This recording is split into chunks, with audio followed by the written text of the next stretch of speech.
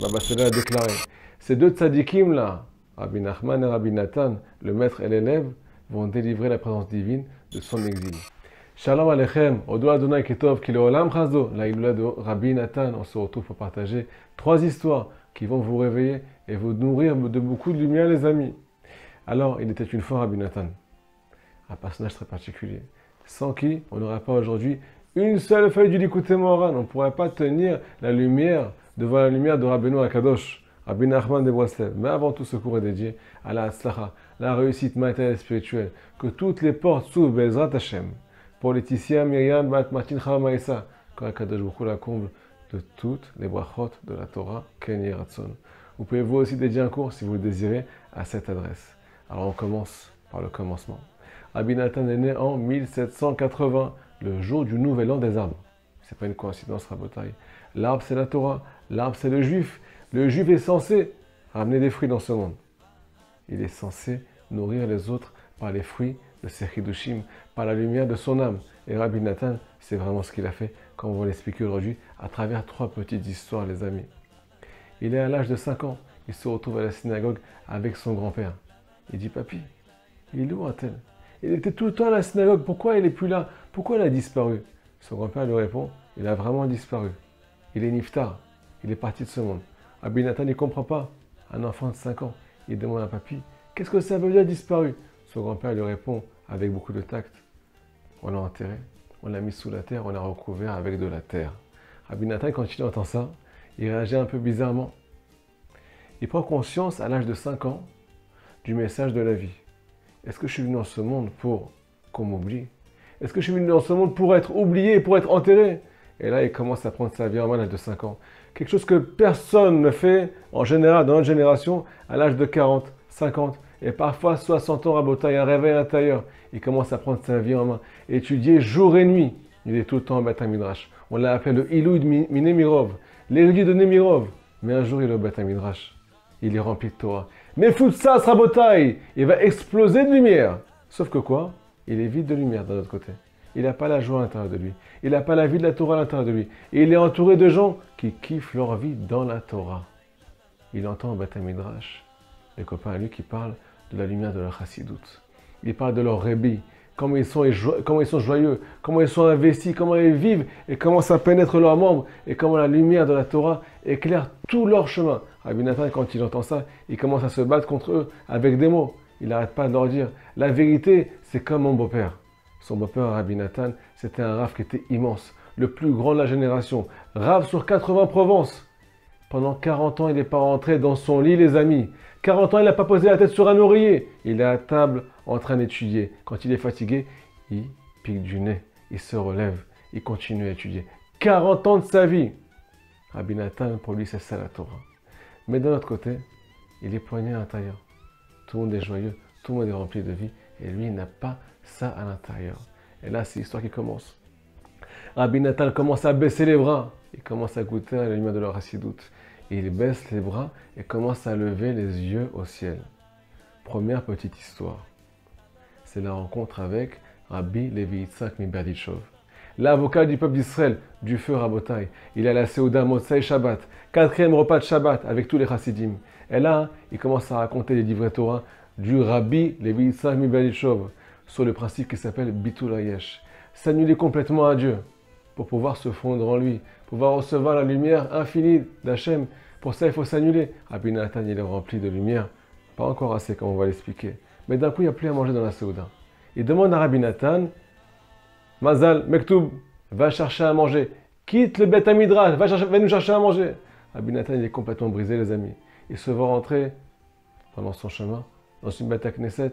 Il rentre dans la Ezrat Nashim, là où les femmes prient. Bien entendu, il était tout seul là-bas. Et là, il fait un petit rêve.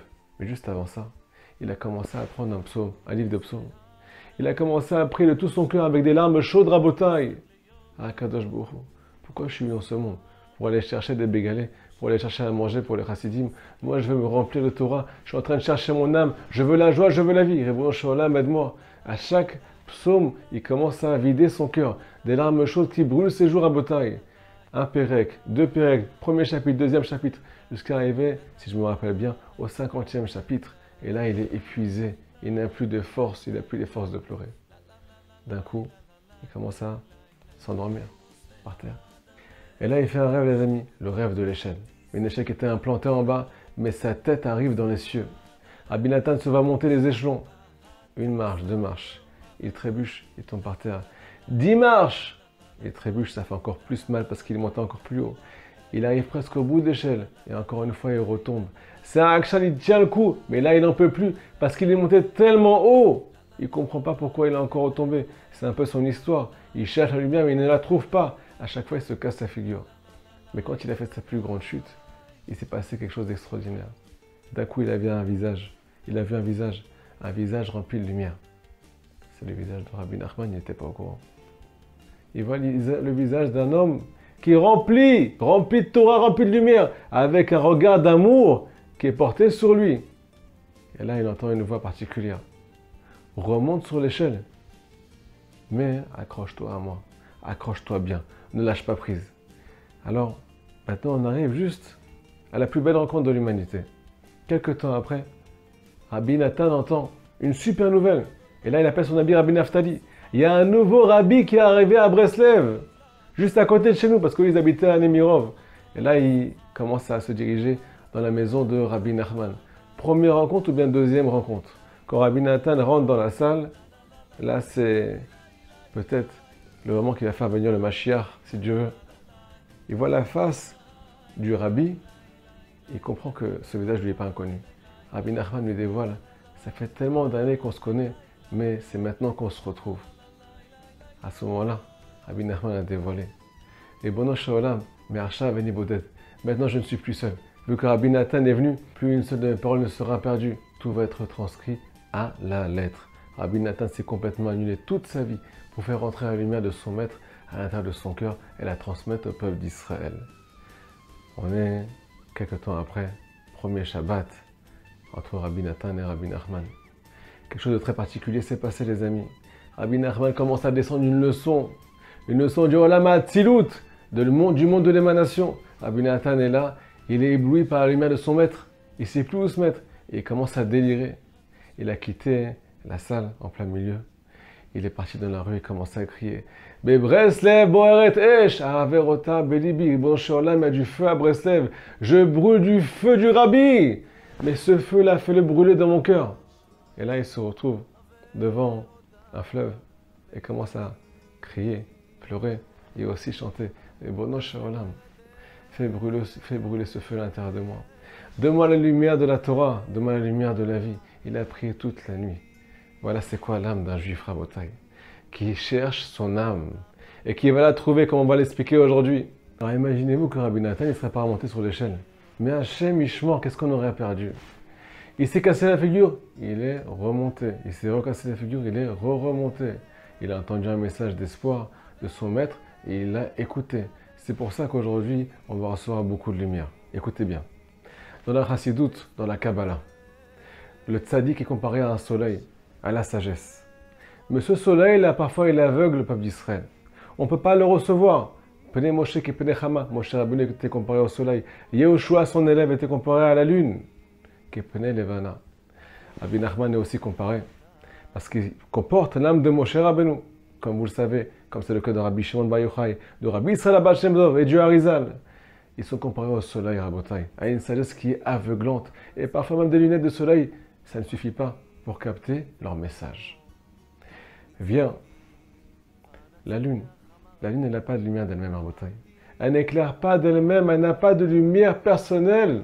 Elle est complètement annulée. Ce n'est qu'un reflet. Elle vient refléter la lumière du soleil pour nous transmettre ces paroles-là de façon accessible. Rabbi Nathan, si on prend la lettre de son nom, c'est les mêmes lettres que Nachman. Nun au début, Nun à la fin. Mais à l'intérieur, au lieu qu'il y ait marqué nous, Memchet, dans le mot Nachman, il y a marqué un taf. Memchet, c'est le Moach. Le Moach, le cerveau de son maître. Il a gravé à l'intérieur de lui, parce que la lettre taf, selon nos sages, elle fait référence à ce qu'on appelle gravé. Gravé à l'intérieur. Il a pris les paroles, la sagesse de son maître, et l'a gravé sur son cœur. Veyadata ayom, c'est pas resté qu'une sagesse chez lui. C'est devenu la vie comme il a vraiment désiré. Il a écrit l'écouté de Philote. Est-ce que vous savez ce que c'est l'écouté de Philote? C'est tout le Likutei Moharan réuni. Toutes les leçons de Rabbi Nachman, les leçons néplotes qui viennent du monde de l'émanation, qui fait référence à la Torah du Mashiach. Et Rabbi Nathan a transformé toutes ces paroles de Torah en prière, prête à l'emploi, qu'on puisse verser notre cœur, verser notre âme, et si on ne sait pas prier, qu'on puisse se retrouver à travers ces lettres, à travers ces mots-là. Il suffit d'ouvrir ce livre pour avoir la chair de poule, comprendre la recherche de votre âme, commencer à l'allumer. Alors une fois, j'ai entendu une parole de Rabbi Israël de Vodesser, une parole qui est extraordinaire, qui m'a vraiment réchauffé le cœur.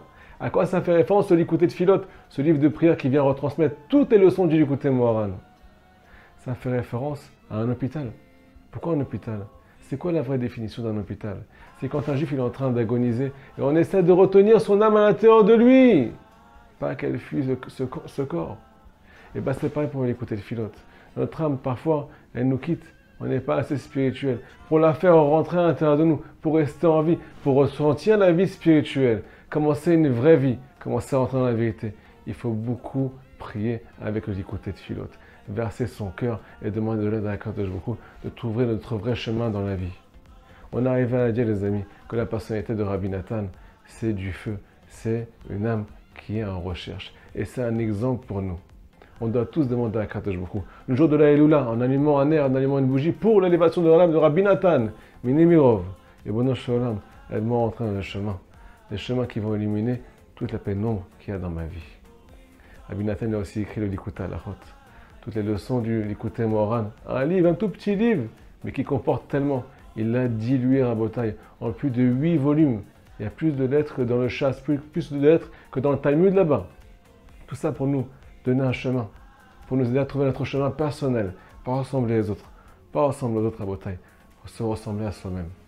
Et vraiment commencer à faire le bout des doutes, vraiment commencer à étudier la Torah, à se lever à Chatzot, à faire le plus possible pour éclairer, pour vraiment notre monde intérieur, notre vie personnelle, et pour pouvoir tellement être rempli qu'on va commencer à aider les autres. Avant de partir, Rabbi Nathan il a dit une seule parole. Tiou Chazakim, soyez forts, soyez ensemble. Mais le principal, diffusez la lumière de Rabbi Nachman de Breslev dans ce monde. Soyez forts avec votre argent, avec vos forces, avec toutes vos possibilités pour diffuser cette lumière. Le monde en a besoin. Baba Sela a déclaré. Ces deux tzadikim là, Rabbi Nachman et Rabbi Nathan, le maître et l'élève, vont délivrer la présence divine de son exil. Chazak Baruch, à très bientôt.